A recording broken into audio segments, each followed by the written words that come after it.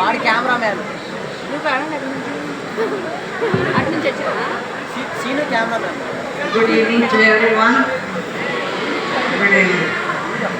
మమ్మల్ని ఆహ్వానించినటువంటి ప్రిన్సిపల్ సార్కి, అదేవిధంగా అటువంటి సిబ్బందికి, మరీ ముఖ్యంగా విద్యార్థులందరికీ కూడా దేవుని యొక్క ఆశీస్సులు.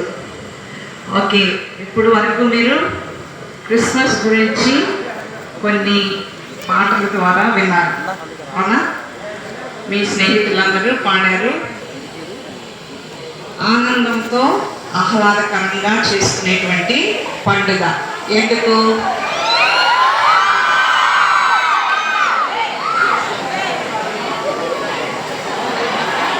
దేవుడు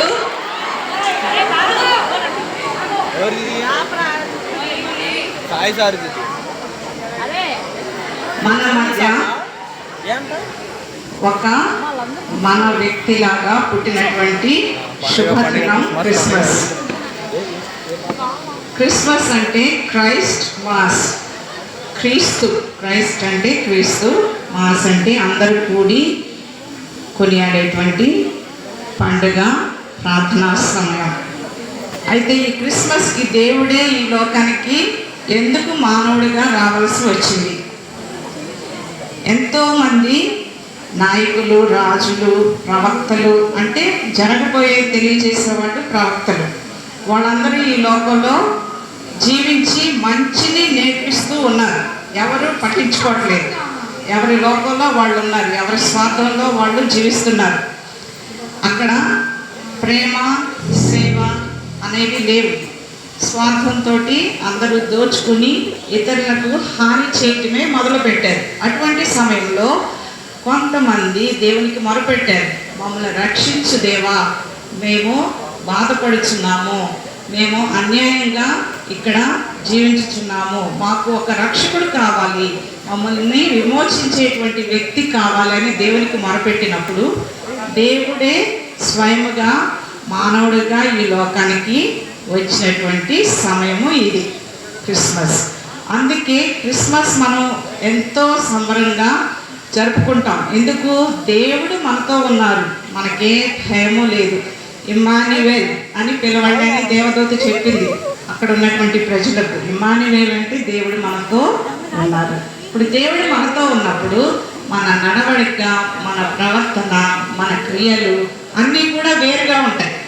ఎప్పుడైతే మనం ఈ లోక రీతిగా, ఈ లోకానికి సంబంధించినటువంటి వ్యక్తులుగా జీవిస్తామో అప్పుడు మనలో అహంకారము, ద్వేషము, అన్యాయము, ఇంకా చాలా గుణాలు, ఈ లోకానికి సంబంధించినటువంటి గుణాలతో జీవిస్తాం. కానీ దేవుడు మనలో ఉండి మనతో ఉంటే దేవుడిలాగా, దేవుడిలో అంతా మంచిగా ఉంటుంది, అవునా కదా? ఏ దేవుడిని మీరు చూసినా కూడా, మీరు ఏ దేవుడిని కొలిచినా, దేవుడు అనేవాడిని ఎందుకు కొలుస్తున్నాం?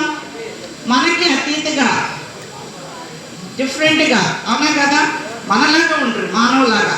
దేవుడు ఎప్పుడు కూడా మనల్ని ప్రోక్షించేవాడు, రక్షించేవాడు, మనకు కావాల్సినవి ఇచ్చేవాడు, మనం ఆపదలో ఉన్నప్పుడు ఆదుకునేవాడు దేవుడు.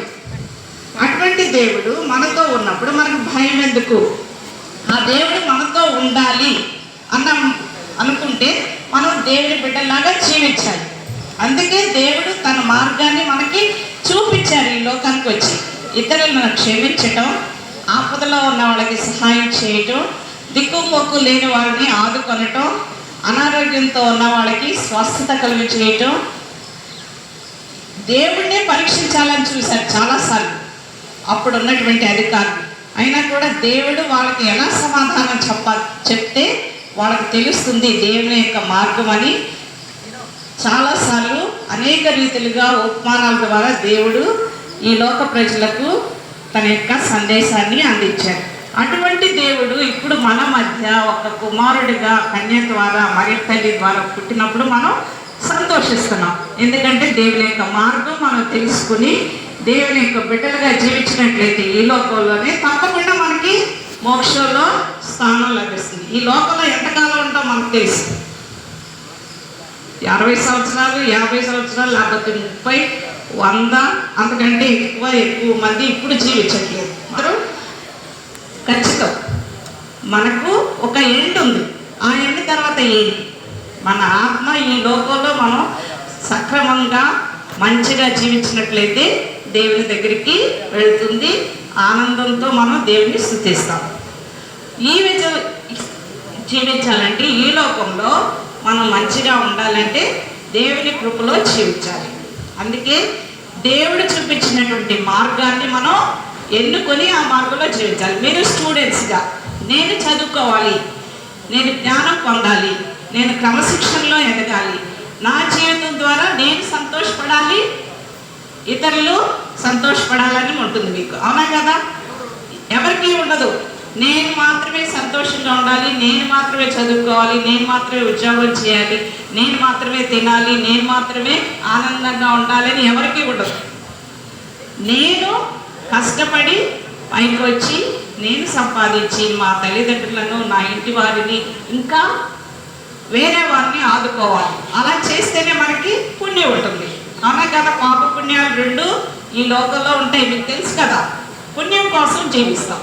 దేవుడు ఆ మార్గాన్ని చూపించడానికి మనకి ఈ లోకానికి వచ్చారు. కాబట్టి దేవుడు చూపించేటువంటి ఆ శాంతి సమాధానం పొందాలంటే మనం క్రమశిక్షణ కలిగి, ప్రేమ కలిగి, క్షమ కలిగి, క్షమాపణ ఉండాలి.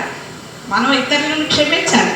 మనం కోరుకుంటాం కదా, తప్పు చేసినప్పుడు వాళ్ళు క్షమించాలని. ఇప్పుడు మీరు లేటుగా వచ్చారు, చదవలేదు, హోంవర్క్ చేయలేదు, క్షమించాలి అనుకుంటాం. ఎందుకు క్షమించరు? ఆ సమయంలో నీ బాధ్యత చదువుకోవడం. తెలియకుండా నువ్వు ఎవరు తొక్కే అనుకోండి, వాళ్ళు కయ్యమని అరవకుండా నిన్ను క్షమించారు అనుకోండి, you feel happy, isn't it?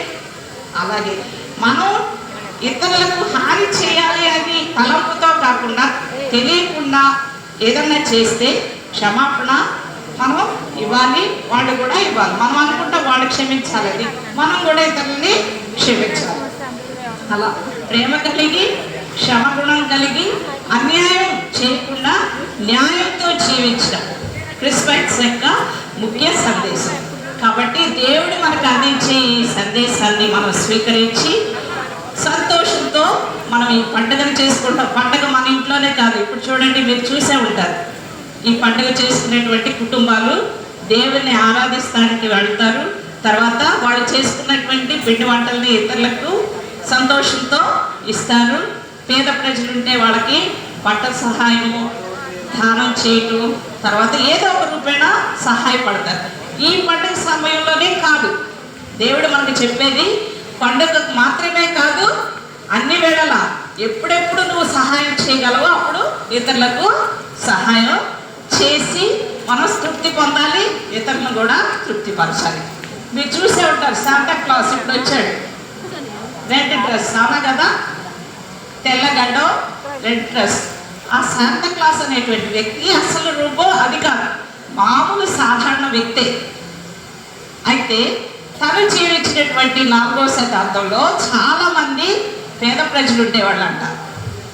వాళ్లకు సహాయం చేయాలని, అతను చాలా రిచ్ అయినా కూడా ఆర్డినరీ సామాన్య మానవుడిగా డ్రెస్అప్ అయి రాత్రి వేళ ఎవరు చూడనప్పుడు, ఎవరు లేనప్పుడు వెళ్ళిపోయి వీళ్ళకి అవసరం, నేను ఏదో ఒక విధంగా వాళ్ళకి సహాయం చేయాలని కిటికీలో నుంచో లేకపోతే ఇంకొక ద్వారం నుంచో బంగారు నాణాలని ఆ ఇంట్లో తీసేసి వెళ్ళిపోయేవాడంట. అలా ఒకసారి ఒక ఇంటికి వెళ్ళినప్పుడు తను వేసినటువంటి ఆ బంగారు నాణాలు, ఆ ఇంట్లో ముగ్గురు ఆడపిల్లలు ఉన్నారు, వాళ్ళ సహాయార్థం తను వేస్తాడనమాట. వేసినప్పుడు ఆ పైనుంచి వేస్తాడు, పైనుంచి అంటే కిటికీలో నుంచి లోనకి వేసినప్పుడు సాక్స్ ఆరబెట్టి ఉంటాయి, ఆ సాక్స్లో పడతాయి అన్నమాట. అందుకనే శాంటా క్లాస్ ఈ సాక్స్ అన్నీ కూడా వేలాడదీస్తూ ఉంటారు. అవన్నీ మామూలుగా మనకు చూపించడానికి. ఇలా ప్రజలు సహాయం చేసేవాళ్ళు. మనం కూడా మన చేతనైనంత వరకు ఇతరులకు సహాయపడి వాళ్ళని క్షమించి వాళ్ళని గౌరవించి న్యాయం చేస్తూ మనం తృప్తి పొంది ఇతరులను కూడా సంతోషపరచాలి. ఏ పండుగ అయినా ఏది చేసినా కూడా ఇదే. కాబట్టి దేవుని యొక్క ఆశీస్సులు మనకు తోడుగా ఉండి మనం చేసే ప్రతి పనిలో మనం ఇతరుల మంచి కోసం మన ఆలోచనల ద్వారా, మన క్రియల ద్వారా మనం తృప్తి పొందాలి, ఇతరులకు సహాయపడాలి. అదే Christmas. Okay. Now I wish all of you a happy Christmas and a future new year. So మీకు రాబోయే పరీక్షకు కూడా all the best. We'll pray for everybody.